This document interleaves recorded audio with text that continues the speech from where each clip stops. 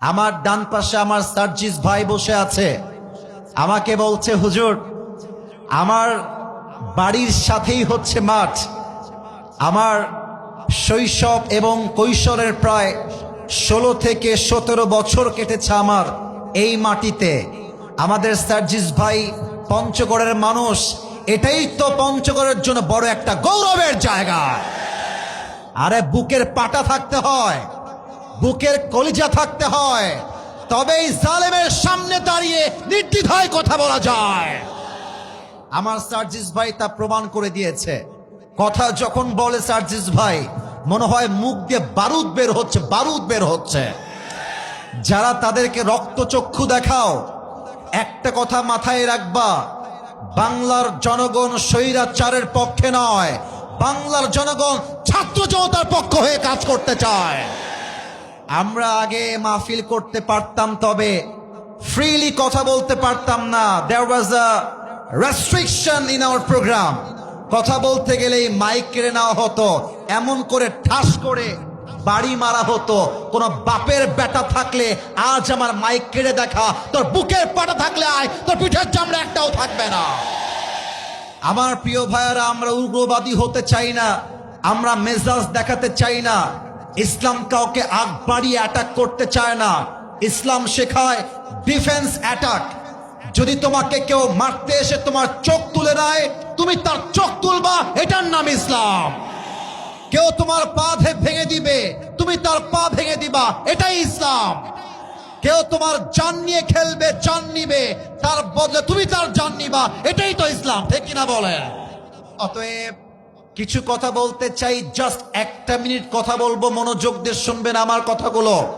আমাদের সার্জিস ভাই আমাকে বলেছেন, হুজুর, আমি আমার আসন থেকে নির্বাচন করতে চাই। আমি কারো ভোট চাওয়ার জন্য এই মাহফিলে আসি নাই, আমি কারো পক্ষপাতিত্ব করবার জন্য মাহফিলে আসি নাই। Even though I was not 100% confirmed that Sarjis brother will be here. আমি জানতাম না তিনি থাকবেন, তবে তাকে দেখে আমার কলিজাটা ঠান্ডা হয়ে গিয়েছে। আমি জাস্ট এতটুকু বলতে চাই, অনেক তো দেখেছেন শাসন, অনেক দেখেছেন নীতি, এবার তাদেরকে ভোট দিতে হবে যারা এই বাংলার মাটিতে ইসলামের রাজ কায়েম করতে চায়। অতএব কাকে ভোট দিবেন, that's your own decision, that's your own choice. You have to take your own decision. I don't have any objection on it. আমার কোনো বাধা নেই, আমার কোনো অভিযোগ নেই। তবে সার্জিস ভাই সহ পঞ্চগড়ের প্রত্যেকটা মানুষকে রেখে মুসলিম হিসেবে দুইটা দাবি পেশ করতে চাই। নাম্বার ওয়ান, আগামীর নির্বাচনের পরে বাংলার মাটিতে আমরা কোনো নারীকে সেকেন্ড টাইমের জন্য ক্ষমতার চেয়ারে আর দেখতে চাই না। দুই নাম্বার কথা, আমরা এই দেশের প্রধানমন্ত্রী হিসেবে এমন একজন যোগ্য প্রধানমন্ত্রী চাই, এমন একজন যোগ্য কোয়ালিফাইড পারসনকে চাই। আমার দেশের প্রধানমন্ত্রী চাইলে জাতীয় সংসদে দাঁড়িয়ে যেমন বক্তব্য দিতে পারবে, আমার দেশের প্রধানমন্ত্রী চাইলে ঢাকার জাতীয় মসজিদ বাইতুল মুকাররমে দাঁড়িয়ে জুমার খুতবা দেওয়ার যোগ্যতাও রাখবে। এমন নেতা আমরা চাই কি চাই না? কারা কারা চাই, দুটো হাত তুলে আল্লাহকে দেখা দাও। আল্লাহ যেন কবুল করে, পড়েন সবাই আমিন। সার্জিস ভাই বলছিলেন, হুজুর আমি শেষে গিয়ে কথা বলবো, না বললেও কোনো আপত্তি নেই। আমি বলেছি, ভাই আজকে আপনি কথা বলবেন, অন্য জায়গায় আমার নাম মানুষ ঘোষণা করে, আজকে আমি আমার ভাইয়ের নাম ঘোষণা করব, কারণ সম্মানিত ব্যক্তিকে সম্মান দিলেই সম্মানটা পাওয়া যায়। ঠিক কিনা বলেন? আমি আমার সার্জিস ভাইকে একটা মেসেজ দিয়েই তাকে বক্তব্য দিতে পারমিশন দিতে চাই, ইভেন অনুরোধ করতে চাই। আপনারা সবাই রাজি নাকি নাই?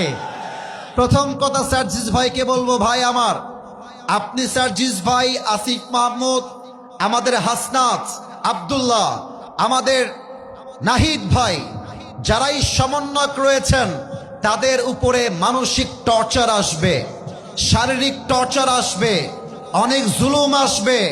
তবে একটা কবিতা শোনাতে চাই আল্লামা ইকবালের। আল্লামা ইকবাল লিখেছেন, गम के बाद खुशी जरूर आती है और ये खुशी रब के तरफ से ही आती है। हर रात के बाद दिन की रोशनी छा जाती है और सब्र करने वालों को नियामत मिल ही जाती है। जो दुख में भी रब को याद करता है, रब उसका हाथ कभी नहीं छोड़ता। जो दुनिया से कुछ ना कहे बस रब से कहता है, उसकी दुआओं का जवाब खामोशी में आता है।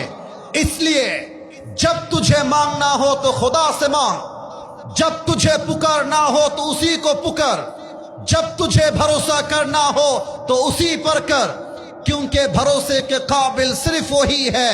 वो तेरा रब है, वो तेरा अल्लाह है। ভয় পেও না, বুক চিরে দাঁড়িয়ে যাও, আল্লাহর ভরসায় সাহসটা বাড়াও, আল্লাহর নামে আগুন জ্বালাও বুকে, সত্যের পথে চলো, সাহস রাখো মুখে। ভয় পেলে চলবে না, রক্তে আগুন ধরাও, আল্লাহর সৈনিক তুমি, সেই পতাকা উড়াও। আল্লাহ যখন পাশে কিসের এত ভয়? তাওয়াক্কুল করো, কাছে আসবে বিজয়। আধারে ভয় পেও না, আলো আছে আড়ালে, অন্ধকার পালিয়ে যাবে তুমি উঠে দাঁড়ালে। অতএব ভয়ের কোনো কারণ নাই। 5 আগস্ট একটা বিপ্লব হয়েছে, আগামীতে যদি কোনো স্বৈরাচার আসে, আগেরটা ভারতে পালিয়েছে, আগামীটা বাংলাদেশ ছাড়া কোনো চান্সই খুঁজে পাবে না। আল্লাহ সেই বাংলাদেশ গড়ার তৌফিক দান করে, পড়েন সবাই আমিন।